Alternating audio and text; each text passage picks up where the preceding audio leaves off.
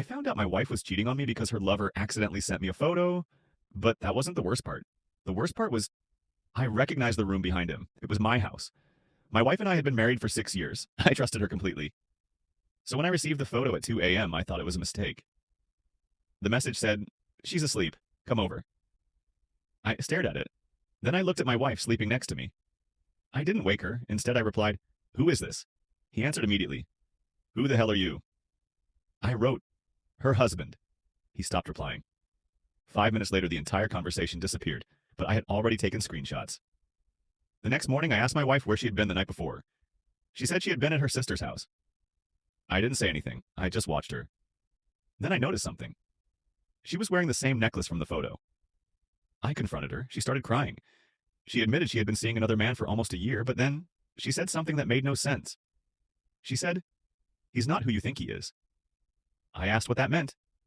She refused to answer, so I tracked the number. It belonged to a man named Daniel. I searched his name online. And that's when everything got worse.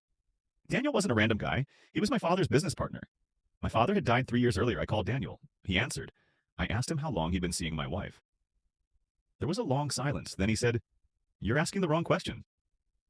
I asked him what that meant. He said, "Your wife isn't the reason I contacted you." I froze. Then he told me something my wife had never mentioned. My father hadn't died naturally. He had been investigating someone before his death, someone inside our family. Daniel had found evidence that my father had been secretly moving money into an account with my name on it. I checked my bank records. There was an account I'd never seen before. It had almost $2 million in it. But there was one problem. The account had been open. 6 years ago, the exact month I married my wife. I confronted her again. This time she finally told me the truth.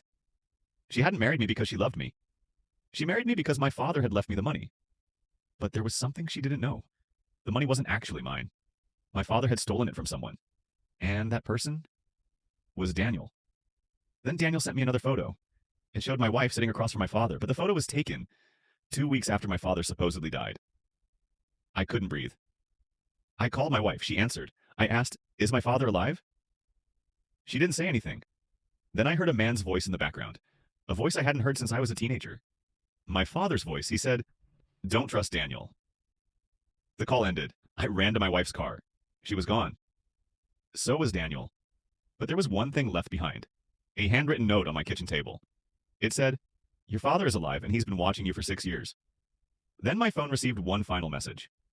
From my father's number, it said, "Son, I'm sorry for what I made you become.